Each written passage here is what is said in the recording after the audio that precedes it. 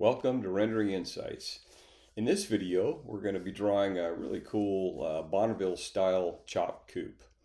We will do the line work in Illustrator again and then go into Photoshop and put our color on it.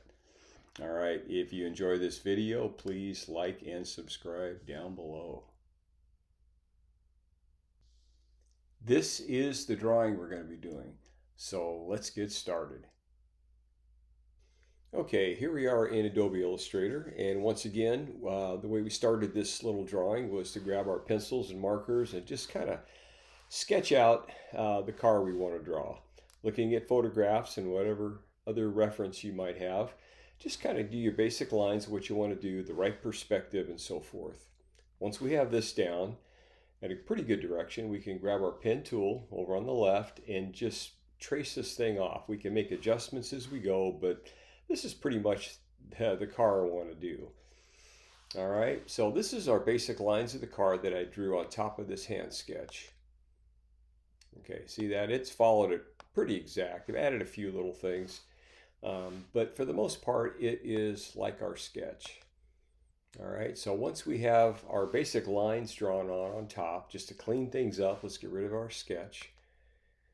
All right. So it looks pretty good. There's a few things I put on separate layers. Number one is our grill. I mean, we have our grill shell on here and all that looks good, but I wanted to put this grill on a separate layer. The reason I did that, once we're in Photoshop, we can put a base color and some shading behind these grill bars and then drop the grill on top of it, and it helps give it a layered look a little bit in our rendering. All right. Also in a separate layer, I went ahead and did these headlight lines. You see this in here? See these little vertical lines in here? And I have the ones on the passenger side, okay?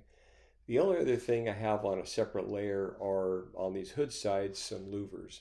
I decided to put this on a separate layer for the same reason. We can color this panel, do some more shading in here, and then drop our louvers in there later and render those out. And we don't have to do it that way, but on this drawing, it just seemed like a good idea.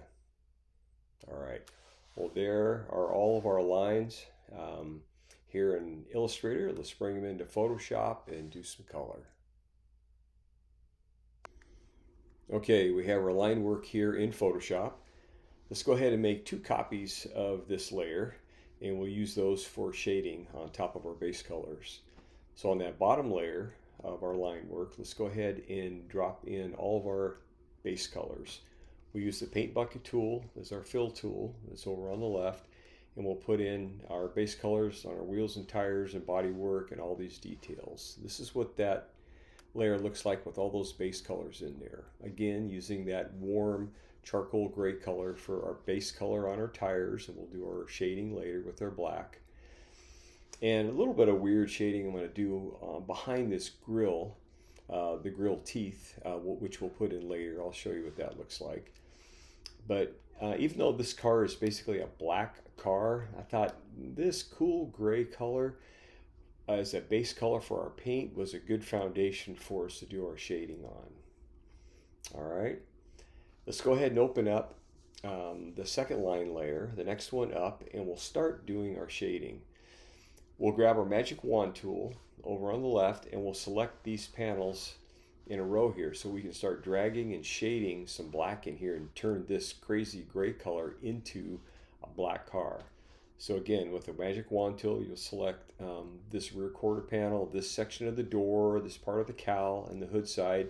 So when we brush in here, we'll open up the brush really wide, turn the opacity way down, and just start shading, sketching in here with that tool. This is what that first layer of shading looks like. Now remember, we had this crazy gray color in here, but when you take your time and start blending that black, being real careful, go light up top and start going heavier as you go down below, you can start creating that reflection from the lake bed or the Bonneville salt flats or wherever this thing is on a driveway somewhere, and create that that illusion. All right, see what that does? Same with this upper panel and the roof, selecting these areas and just brushing black in here and leaving that gray color where you want those highlights to be. We'll add a few highlights later on top of it. But that gray color will provide most of our highlights for us. Okay. And with the wheels and tires, it's amazing. Look what we did with those tires. Remember, we have this crazy color in here. By selecting these areas between these lines one at a time with the magic wand tool, and with our paintbrush tool, really small, we can go and start shading here and creating the illusion that this thing is real. Okay. Same with our wheels. See what we've done there? Creating some reflections, some shadows, and some highlights. And it starts looking pretty good. Same thing with these headlight buckets. The stainless rings in here, we start creating some kind of reflection in here. Not sure what it's reflecting exactly. The sky and the ground and just off in the distance. And inside of here, inside of these internal buckets in here, I just wanted to, some sky reflection and some ground reflection. And we'll put those lenses on top of this later. Okay. So we'll open up that last line layer and we'll do a few more details of shading and some highlights on top of this. Again, with the magic wand tool as our friend here, selecting just the areas that we want to do at a time and start brushing in carefully. And this is what that last one looks like.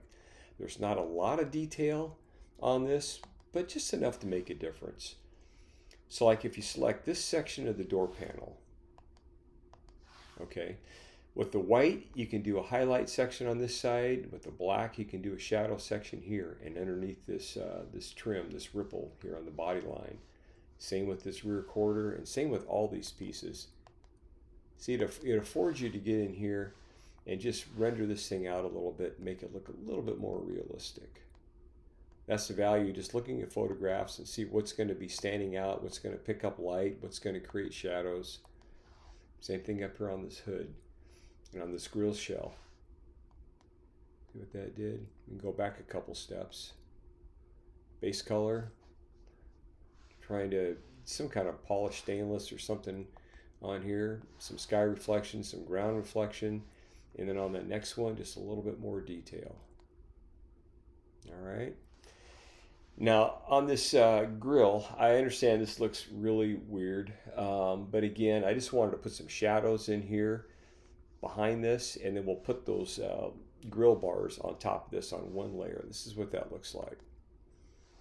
It really does cover this thing completely. You just give the illusion that there's something going on behind there, and I'm not going to explain what, but there you go. I think that's good enough. Now these headlight lenses, remember we had these vertical lines in here? So what I did on this layer, drop those in and just create a little bit of highlight, but I just like what that does. It's a little hokey, it's too graphic-y for real life, but it gives the idea that these lenses have this dome shape to them, and there's something sitting on top of this. All right. Now on another layer, remember we had drawn the louvers on these hood sides in here. And what I had done on these shadow layers, on these line layers, I just brushed in what would be shadows of black back here. And this is what that louver layer looks like set on top. Okay, remember those were a bunch of perimeter lines. So by selecting those one at a time and creating a little bit of reflection here and some shadows maybe from underneath this body detail, this starts to make sense. It looks like something that's popped out of that hood side there, allowing some air, some ventilation, some cooling for that engine compartment. All right. The only details on the car left really are some top highlights and a few little details. I wanted to put a SDCA sticker on there. Yeah, Southern California Timing Association, and Ford emblem up here, and then these sparkle highlights on our polished stainless and some of our chrome. I just think that makes a big difference. Okay. Now on the last layer, we're going to put in our background. I put a border in, just a black border, and then use the same background I had done on one of my other Dry Lakes drawings, that Speed Coupe one, and put this on here. So this is what that looks like. Pretty simple. There's no details in those hills, but just something that is back in the background. This is our focal point right here. All right. Well, there's a quick look on how to draw and render out a Bonneville styled coupe. Well, thanks for watching. If you enjoyed this video or found it helpful in any way, please check out our other videos available on Rendering Insights.